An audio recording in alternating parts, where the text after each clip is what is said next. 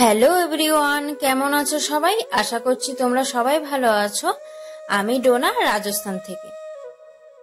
আচ্ছা, পিরিয়ডের সঠিক বাংলা কি হতে পারে জানো? আমি মা হতে তৈরি হচ্ছি। আমি সেই সমস্ত সন্তানের মা হতে তৈরি হচ্ছি, কষ্ট সহ্য করছি, যারা একদিন এই সময়টাকে পৃথিবীর নোংরাতম দিন হিসেবে আখ্যায়িত করবে। পিরিয়ডের সময় সারা শরীরে তীব্র জ্বলনী অনুভূতি হয় আমার, সাথে পায়ে তীব্র কাঁপুনি। সেই ক্লাস 10-এ উঠে যখন প্রথম পিরিয়ড শুরু হয়, তখন থেকেই আমার একটা অসহ্য অপছন্দ আমার এই পিরিয়ড। সারা শরীর জুড়ে তীব্র অসার অনুভূতি, মারণ রোগের মতো পেট ব্যথা, আর সারাক্ষণ ধারালো ছুরির মতো অনুভূতি হয় পেটে। তার সাথে তো কোমর ব্যথা, তলপেট ব্যথা, পা জুড়ে আমার ব্যথা করে।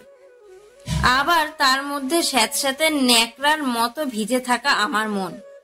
সেই মনটা মুহূর্তে উদাস হয়ে যায়, আবার মুহূর্তে খিটখিটে। তার উপর বিছানায় গড়াগড়ি খেয়ে নীরবে সহ্য করা আমার চোখের জল।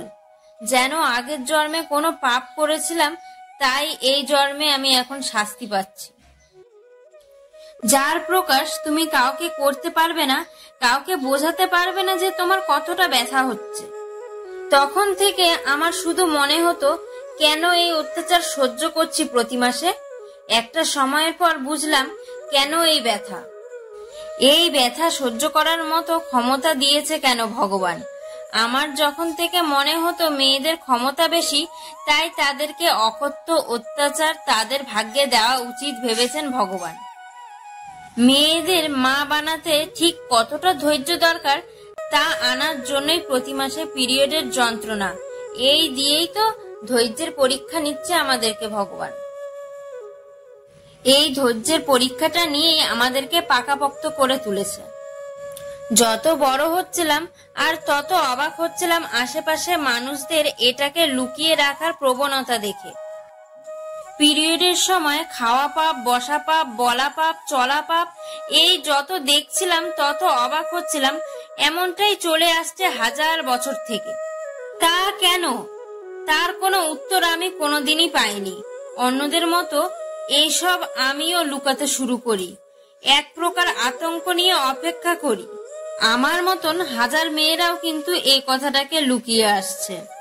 তবে যখন ব্যথায় দাঁতে দাঁত চেপে বিছানায় শুয়ে অন্যদের মতো আমিও লুকাতে শুরু করি, ভয় পেতে শুরু করি, তবে আমাদের এমনভাবে প্রস্তুত করা হয় যেন এটা আমাদের জন্মগত অপরাধ।